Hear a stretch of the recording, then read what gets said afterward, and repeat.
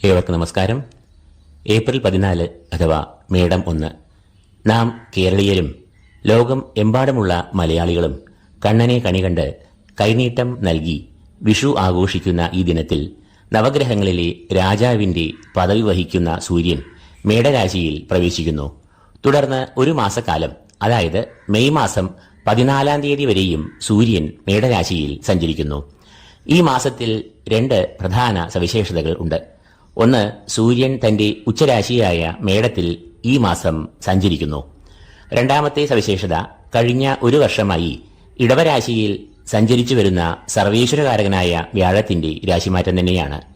May മാസം 14 തീയതി വ്യാഴം ഇടവത്തിൽ നിന്നും മിഥുനത്തിലേക്ക് പ്രവേശിക്കുകയും തുടർന്ന് ഒരു വർഷക്കാലം ആ രാശിയിൽ സഞ്ചരിക്കുകയും ചെയ്യുന്നു. മേടരാശി എന്നത് സൂര്യന്റെ ഉച്ചരാശിയാകുന്നു.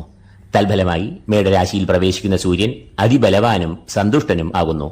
പൂർണ്ണമായ അളവിൽ സൂര്യൻ ഈ രാശിയിൽ ഫലങ്ങളെ നൽകും.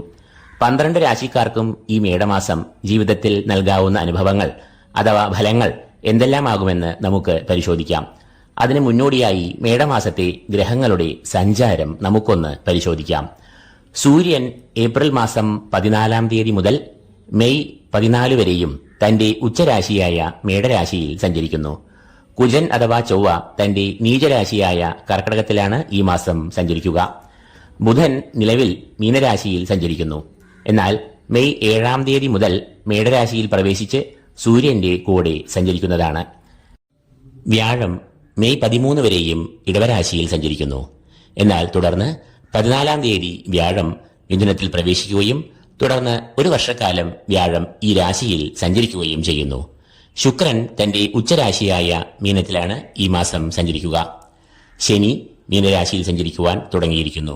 തുടർന്ന് 2.5 വർഷക്കാലം ശനി മീനരാശിയിൽ സഞ്ചരിക്കുന്നതാണ്. രാഹുകേതുക്കൾ യഥാക്രമം മീനത്തിലും കന്നിയിലുമായി സഞ്ചരിക്കുന്നു. അപ്പോൾ മേൽപ്പറഞ്ഞ ഗ്രഹങ്ങളുടെ സഞ്ചാരഫലമായി 12 രാശിക്കാർക്കും അതിലെ 27 നക്ഷത്രജാതർക്കും മേടമാസത്തിൽ അനുഭവത്തിൽ വരാവുന്ന ഗുണാനുഭവങ്ങളും ദോഷങ്ങളും എന്തെല്ലാമാകുമെന്ന് നമുക്കൊന്ന് പരിശോധിക്കാം. ആദ്യമായി മേടക്കൂർ. അശ്വതി, ഭരണി, കാർത്തിക, കാൽ എന്നീ നക്ഷത്രങ്ങളാണ് ഈ കൂറിൽ വരുന്നത്. സൂര്യൻ മേടക്കൂറുകാരുടെ ജന്മത്തിലാണ് ഈ മാസം മുഴുവനായും ഉച്ചനായി സഞ്ചരിക്കുക.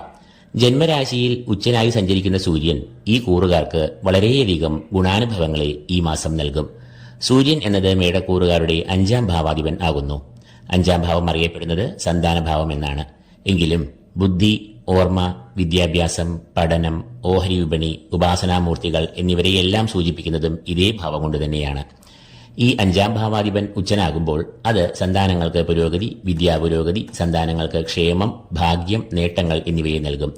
കൂടാതെ കർമ്മപുഷ്ടി, അഭീഷ്ടസിദ്ധി, ഉപാസനാമൂർത്തികളുടെ പ്രീതി, തന്മൂലം ഭാഗ്യം, നേട്ടങ്ങൾ എന്നിവയും ഉണ്ടാകും.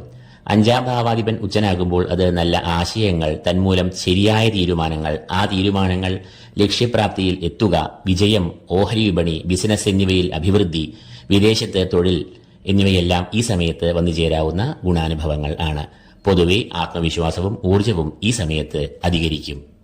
അടുത്തതായി മേടക്കൂറുകാരുടെ രാശ്യാധിപനായ ചൊവ്വയുടെ സഞ്ചാരം പരിശോധിക്കാം. ചൊവ്വ ഈ മാസം തന്റെ നീചക്ഷേത്രമായ കർക്കടകത്തിൽ സഞ്ചരിക്കുന്നു.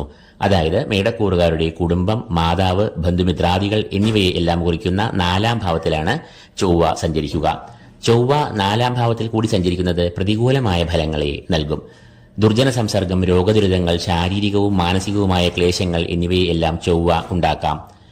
കൂടാതെ കുടുംബത്തിൽ ഒരു സുഖക്കുറവ്, അസ്വാരസ്യങ്ങൾ, അഭിപ്രായ ഭിന്നതകൾ എന്നിവയും ചൊവ്വ 4ാം ഭാവത്തിലൂടെ സഞ്ചരിക്കുമ്പോൾ വന്നുചേരാവുന്ന പ്രതികൂലമായ ഫലങ്ങളാണ്. ബുധൻ ഈ കൂറുകാരുടെ 12, ജന്മം എന്നീ രാശികളിൽ കൂടിയാകും ഈ മാസം സഞ്ചരിക്കുക. 12ൽ കൂടി ബുധൻ സഞ്ചരിക്കുമ്പോൾ പ്രതികൂലമായ ഫലങ്ങളെ നൽകാം. പ്രധാനമായും അപ്രതീക്ഷിതമായ ചെലവുകൾ ഉണ്ടാകാം. അനാരോഗ്യം, മാനസികമായും ശാരീരികമായുമുള്ള വൈഷമ്യങ്ങൾ, രോഗങ്ങൾ എന്നിവയ്ക്ക് ഏറെ സാധ്യത ഈ സമയത്ത് ഉണ്ടാകാം. തുടർന്ന് മെയ് 7 തീയതി മുതൽ ഈ കൂറുകാരുടെ ജന്മത്തിൽ കൂടി സഞ്ചരിക്കുന്നതും അത്ര അനുകൂലമായ ഫലങ്ങളെ നൽകില്ല. 1ാം ഭാവം എന്നത് ബുധന്റെ അനിഷ്ടഭാവമാകയാൽ ബുധൻ ഈ ഭാവത്തിലൂടെ സഞ്ചരിക്കുമ്പോൾ അത് പ്രതികൂലമായ ഫലങ്ങളെ നൽകാം. ബന്ധുമിത്രാദികളുമായ അഭിപ്രായ ഭിന്നതകൾ, ശാരീരികവും മാനസികവുമായ ക്ലേശങ്ങൾ, ധനനഷ്ടം എന്നിവയെല്ലാം ബുധൻ ജന്മത്തിൽ കൂടി സഞ്ചരിക്കുമ്പോൾ അനുഭവത്തിൽ വരാവുന്നതാണ്. വ്യാഴം ഈ കൂറുകാർക്ക് അനുകൂലമായ ഫലങ്ങളെ നൽകുന്ന നിലയിൽ രണ്ടാം ഭാവത്തിൽ സഞ്ചരിക്കുന്നു. ധനസ്ഥാനമെന്നും വാക്സ്ഥാനമെന്നും അറിയപ്പെടുന്ന രണ്ടാം ഭാവത്തിൽ വ്യാഴം സഞ്ചരിക്കുന്നത് സാമ്പത്തികമായ ഭദ്രത, കുടുംബ സൗഖ്യം, ക്ഷേമം, വിദ്യാപുരോഗതി, ബന്ധുമിത്രാദികളുമായി നല്ല ഐക്യം, സന്താന ഗുണങ്ങൾ എന്നിവയെ നൽകും. മേടക്കൂറുകാരുടെ ഭാഗ്യാധിപനാണ് വ്യാഴം.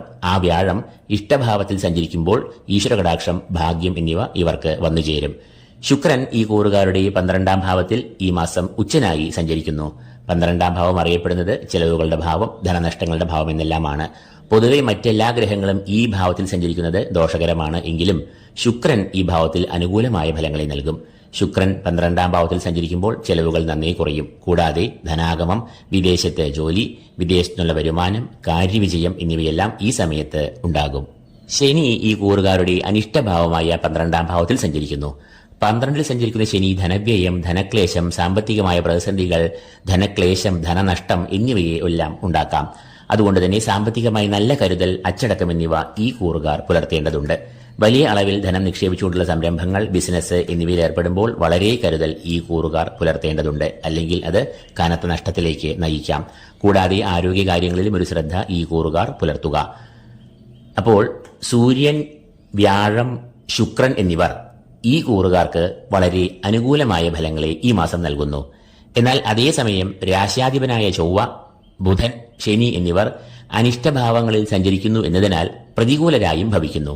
എങ്കിലും പ്രധാന ഗ്രഹങ്ങൾ, വിശേഷിച്ചും ഉച്ചരാശിയിൽ കൂടി സഞ്ചരിക്കുന്ന സൂര്യനും ശുക്രനും ഈ കൂറുകാർക്ക് ഏറെ അനുകൂലനായിരിക്കുന്നു എന്നതിനാൽ ഈ മാസം ദോഷങ്ങൾ വന്നു ഭവിച്ചാലും സൂര്യൻ ഉച്ചസ്ഥിതി പ്രാപിച്ചു എന്നുള്ളതുകൊണ്ട് ആ ദോഷങ്ങളെ ആത്മവിശ്വാസത്തോടെ, ഊർജത്തോടെ നേരിട്ട് അതിൽ നിന്നും കരകയറുവാനുള്ള മാർഗങ്ങളും ധൈര്യവും ഉച്ചനായ സൂര്യൻ ഈ കൂറുകാർക്ക് നൽകുന്നതാണ്.